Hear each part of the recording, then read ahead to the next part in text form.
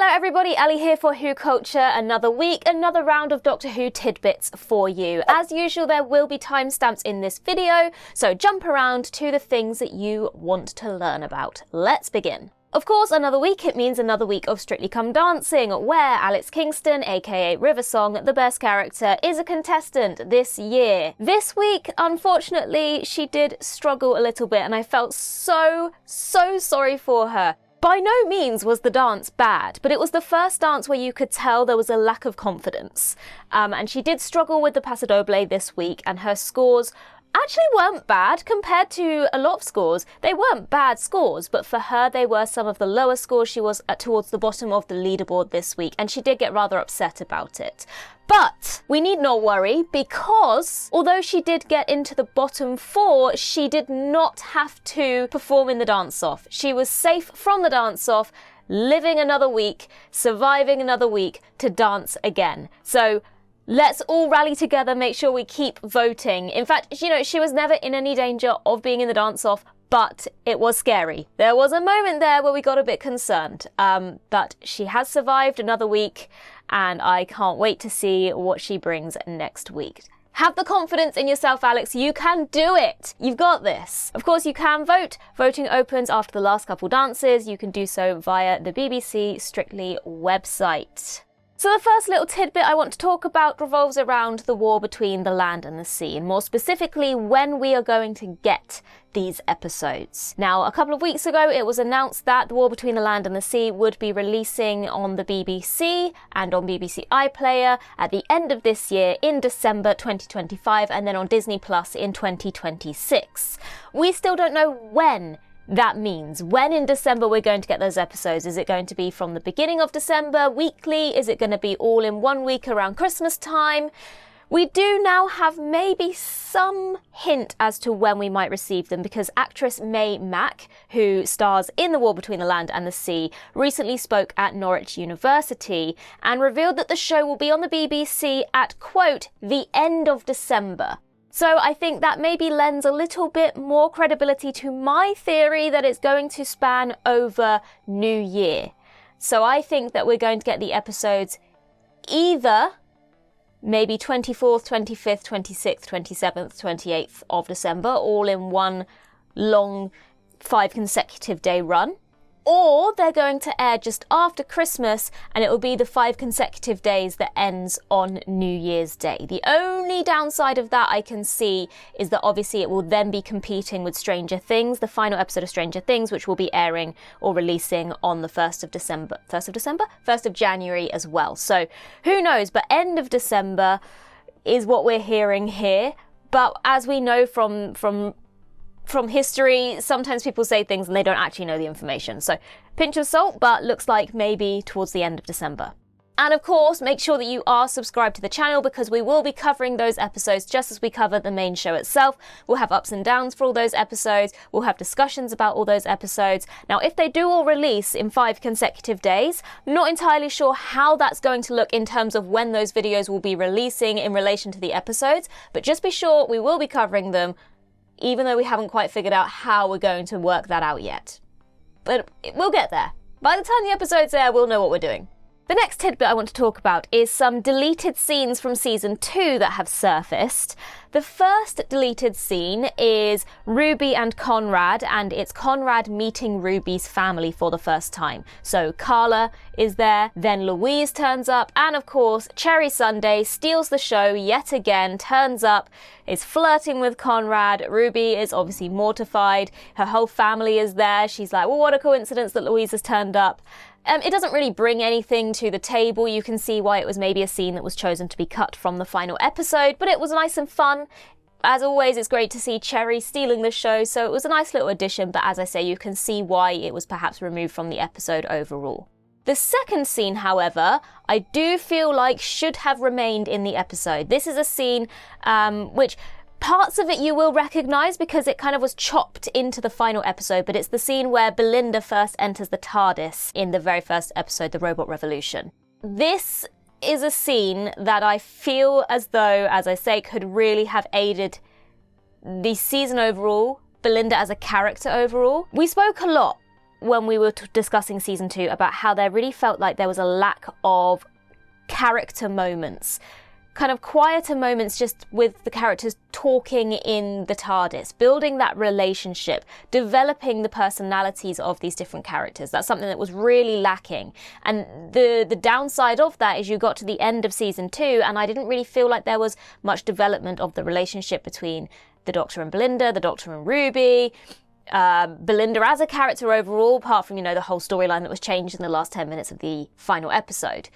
This scene was paced really nicely, but it does maybe shine a light on the fact that perhaps there were more of these quieter character moments that just didn't end up in the final episodes, that were left on the cutting room floor, which is really sad. It's sad that if this is the case and there are more scenes like this, that the thing that I've been saying a lot is that the quality in those quieter moments were sacrificed in favour of the big, showy, flashy, we've got lots of money and Disney dollars moments. So that is, on the one hand, reassuring that perhaps they were thought about, but also, on the other hand, disappointing that they were the things that were chopped in favour of other things. It also seems like there was a whole subplot involving a prophecy that was dropped. In that regard, I'm glad, because we did not need a whole other subplot going on. There was already enough subplots going on, maybe more than were necessary, so I'm glad that didn't continue. But yeah, for the most part, I really feel like this was a scene that could have aided in the development of the character, and probably would have stopped me complaining about the lack of them if we'd had more scenes like this. And it's just sad to know that they did exist, and they were chopped. And the final tidbit I want to talk about revolves around where Doctor Who might end up. Now, this is information that's come from the Doctor Who fan podcast Radio Free Skaro. So this isn't official news. Take it with a pinch of salt. It's just something we've heard. But they did recently claim that The War Between the Land and the Sea would be airing in 2025 on the BBC and 2026 on Disney+, and it turned out to be correct. So take from that what you will. But this is what they claim, because they've heard that Paramount might be looking at making a deal with the BBC for Doctor Who. But the potential sticking point with that is that Paramount want the whole back catalogue of Doctor Who, not just internationally, but for the UK as well. And that could be an issue. But let's just take a look at Paramount as a whole and whether we think that is a good fit or not. Now, obviously, we do have a video that we put out a little while ago now discussing potential streamers, and we did talk about Paramount in that discussion. The first red flag, if you will, about this particular streamer is that they are currently settling into a huge merger with Skydance, and they're also in the running to buy Warner Brothers Discovery at the moment. So they're in a bit of a messy area at the moment. So is partnering with a company that's in such a mess and in such a period of major upheaval at this point in time, is that a good idea? The analogy that Danny gave me, which I think is a really good one, is if a house is still being built, you wouldn't move into it.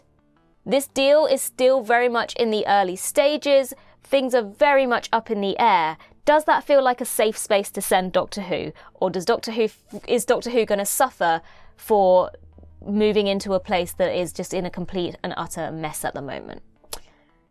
Paramount is very much one of these services, like Disney, that treats its things as content. It has no qualms about pulling the rug from under a show, cancelling a show midway through, changing their minds about things. Most recently, Dexter Original Sin was announced to be renewed for another season, and then all of a sudden it was decided, actually, no, we're not going to do that anymore. It was left on a major cliffhanger.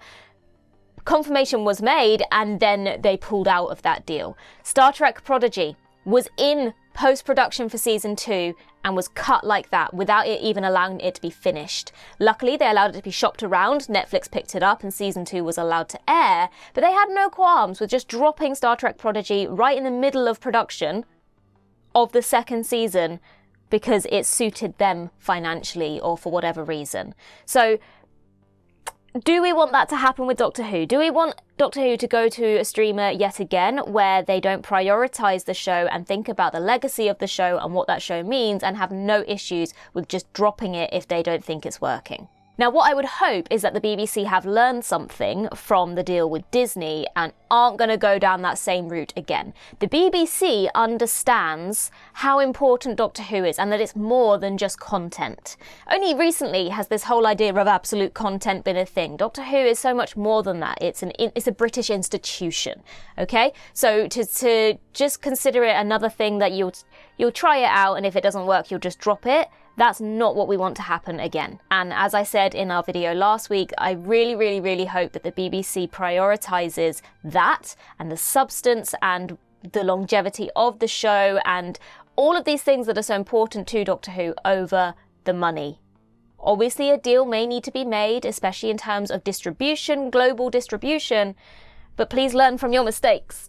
And then another red flag, obviously, is that Paramount want the entire back catalogue in the UK as well. We've just been talking, literally in the last couple of weeks, about how much influence Disney had over Doctor Who. And now it seems that you want to give it to another big American production company, another big American player. Like, it's just not a good idea. And please don't take, I'm not against American involvement in Doctor Who, but as I just said, it's a British institution. There are certain things that the show needs to have. And if you just go into Paramount, knowing what we know about Paramount at the moment, are you just doing the same thing you did with Disney? Have you learned nothing if that is the case? Obviously, we have discussed the need potentially for some sort of deal, but as I've just said, it needs to be a distribution deal.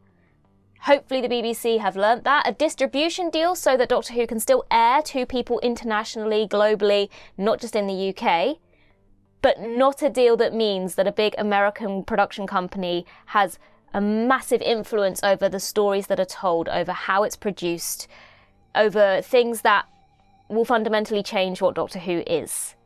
That's not what we want. Keep Doctor Who the way it has always been. We don't need these major budgets. You just need a deal that means it can be distributed globally. That's all you need. Now, obviously, with Paramount being the topic of discussion, there have been some people, I've had plenty of DMs about it as well, about, oh, if that did happen though, we could finally have that Doctor Who Star Trek crossover that we've always wanted. And here's the thing, I think Russell T Davies would do it. I think he would happily do it. But many people have asked me my opinions on a Doctor Who Star Trek crossover, and I really honestly think that the only way to do it, there's two ways it can be done. The first way it can be done is to just cross over in terms of universes. So instead of having our heroes meeting on the bridge of the Enterprise or meeting in the TARDIS console room and it being this really corny, cheesy thing, I think it would work best if you just had the worlds. They exist in the same universe. So maybe the Enterprise one day shows up on Skaro and the crossover happens because the Enterprise crew come across the Daleks. Or the Doctor meets the Vulcans. Mix the aliens and the worlds as opposed to the heroes. If you did it like that, then I don't know that it would be something worth watching necessarily, because it's not the crossover of the heroes that everybody wants, but it would be a way that takes it more seriously and doesn't become parody. Which then leads me to the second way you could do it, which is to do it as some sort of parody, lean into the corniness of it, lean into the cheesiness.